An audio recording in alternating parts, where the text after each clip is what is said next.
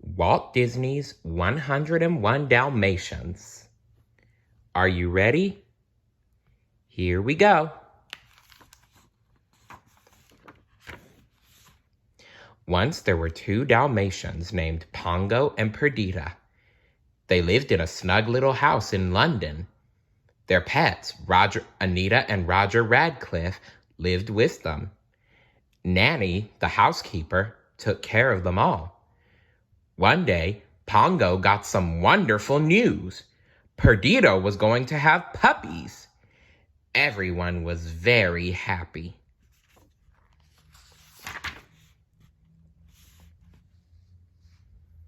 At last, the big day arrived.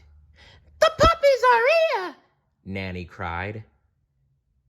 "How many?" asked Roger. "8," Nanny replied. "No," shouted Anita from the other room. 11. Wait, 15. 15? 15? Wow! 15 perritos. 15 puppies. 15 puppies. Perdita was very proud. "Oh, Pongo, you old rascal," said Roger. He thought the puppies were wonderful. "They'll get their spots when they're a little bigger," Nanny told him. Suddenly, there was a clap of thunder. In swept Anita's old friend, Cruella De Vil. Her long fur coat trailed behind her. "I see the puppies are here at last," she said. "I'll buy them all." "They're not for sale," replied Roger. "You'll be sorry," Cruella snapped as she stormed off. Pongo and Perdita were happy to see her leave.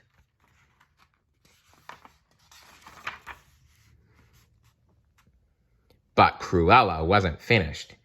"They can't stop me," she cackled. Cruella hired Horace and Jasper Badun to steal the puppies. "As soon as you have a chance, sneak into the house and grab those puppies," she told them. "You must wait until the puppies get their spots," she added. "But then they will be mine." Each day, the puppies grew bigger, and each day they got more spots. The puppies liked watching television. The show they liked the most was about a dog named Thunderbolt. "Get him, Thunderbolt!" shouted Penny. "Time for bed," Pongo said when the show ended. "Aw, Dad, we're not sleepy," said Lucky. "Sorry, Lucky, but it is time for bed." After the puppies went to bed, Pongo and Perdita went to the park. They took Roger and Anita with them. But as soon as they went out, Horace and Jasper went in. Jasper locked Nanny in the attic. Horace put all the puppies into a big sack. They took all 15 puppies. When Roger and Anita returned, Nanny told them what had happened. Roger called the police, but the police couldn't find the puppies. Perdita and Pongo were very upset. Then Pongo had an idea. "Let's try the Twilight Bark," he said. "It's our only hope." "All right," agreed Perdita.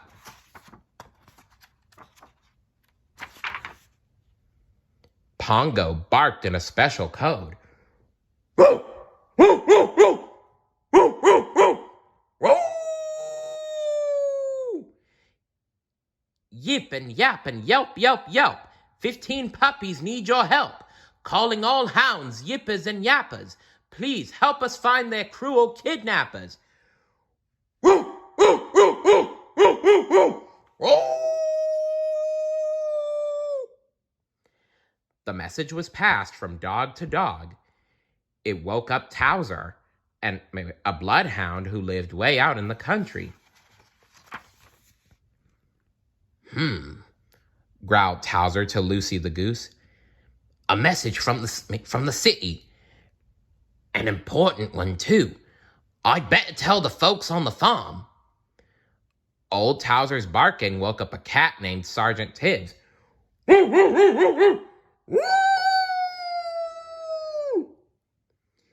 Tibbs told Captain, a horse, to awaken a sheepdog named Colonel.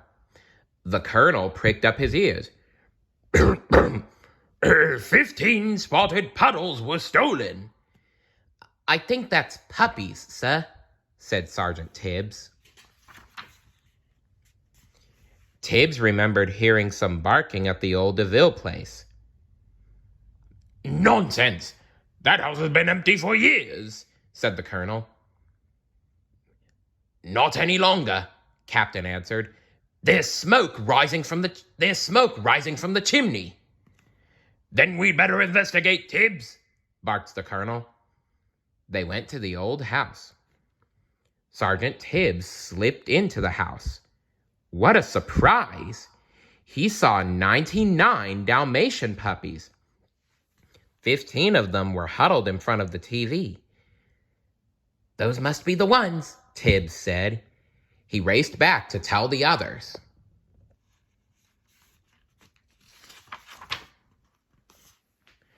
The Colonel sent a message.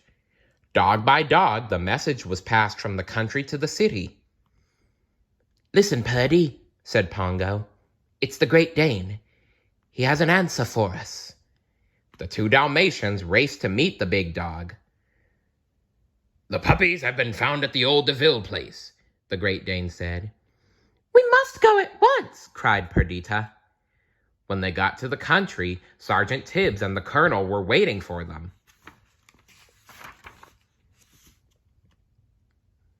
"Follow us," said Sergeant Tibbs.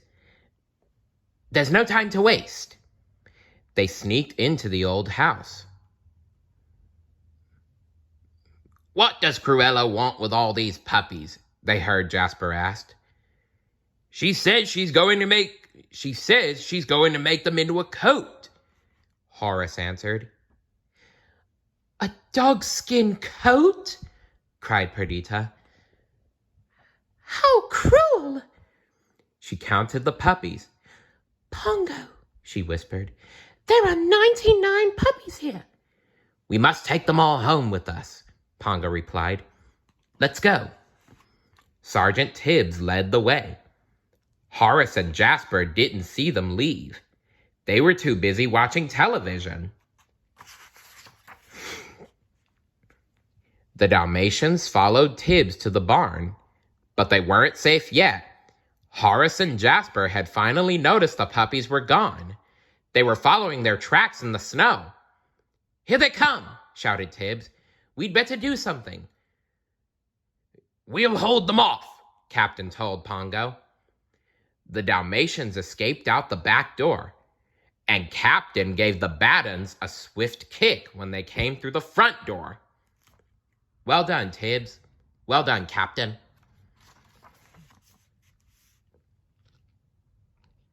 Pongo and Perdita led the puppies through a snowstorm. Suddenly, Pongo heard a car. "Quick, hide," he urged. The dogs hid under a bridge. Luckily, Horace and Jasper didn't see them. Pongo decided to walk along the frozen stream. That way, Horace and Jasper couldn't follow their tracks. Home seemed very far away. "My nose is froze," whimpered Lucky, "and my tail is froze, and my toes are froze." All the puppies were tired and hungry. Just then, Pongo heard a friendly bark. "Woof, woof." "Follow me," said a collie. "I have a place for you to stay." The collie led them to a warm barn. Some friendly cows gave the puppies plenty of milk to drink. Soon, 99 puppies were fast asleep in the hay.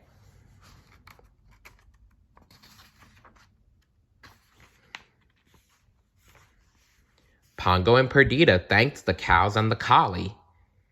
"Tomorrow morning you can go to the village," said the collie.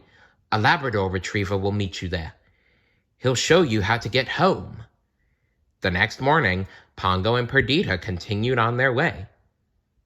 Pongo knew that Cruella would be looking for them. He tried to brush away their tracks with a branch. But Cruella saw the tracks.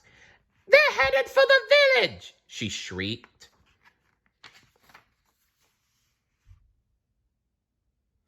When the dogs reached the village, the Labrador was waiting for them. He led them to an empty blacksmith's shop. "I've got a ride for you," he said. "A van is leaving for London soon. There's room for all of you." But Cruella and her men had reached the village too. Cruella was angry with Horace and Jasper. "Find them! Find them now!" she shouted. "Pongo, how will we get to the van?" Perdita whispered.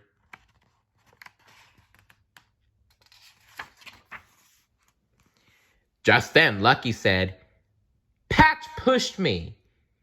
He was covered with soot. "He pushed me first," Patch whined. He was covered with soot too. That gave Pongo an idea. He rolled in the soot. "Look, I'm a Labrador. Come on, Purdy. Let's all be Labradors." Soon all the Dalmatians were covered in soot. "We're going to fool the nasty lady," the puppies giggled.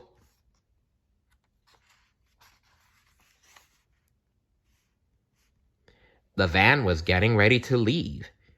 "Better hurry," said the Labrador. One by one, the puppies got into the van. They almost made it. But the last puppy got stuck in the snow. The snow washed off the soot. "There they are!" Cruella cried. The van pulled away in the nick of time. "After them!" Cruella shouted.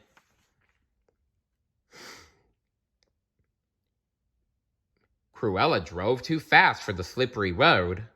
For the slippery road. "Watch out!" cried Horace. But it was too late. Cruella's car tumbled down a hill. Everyone landed in the deep, soft snow. But the car was smashed to pieces. Back in London, Anita and Nanny were decorating the Christmas tree. Roger was too upset to help. "Oh, I miss Pongo and Purdy so much," said Nanny. "I know," answered Nanny. "Sometimes at night I think I can hear them bark, but it always turns out to be a dream." "Wait!" cried Anita. "Did you hear that bark?" Nanny flung open the door. A large black dog jumped on Roger and covered him with kisses and soot. "It's Pongo and Perdita with their little ones," cried Nanny. She began to dust off the puppies. Then Anita and Roger noticed the room was filled with dogs. All in one, there were 101 Dalmatians. Yep, all in all. Yep, there are 101 Dalmatians, counting Pongo and Perdita. "Whatever shall we do with them?" Anita asked. "We'll buy a big place in the country," said Roger. "A Dalmatian plantation." It was a very Merry Christmas after all. The end. What kind of dog would you like to have? Let me know in the comments below. See you later. Bye.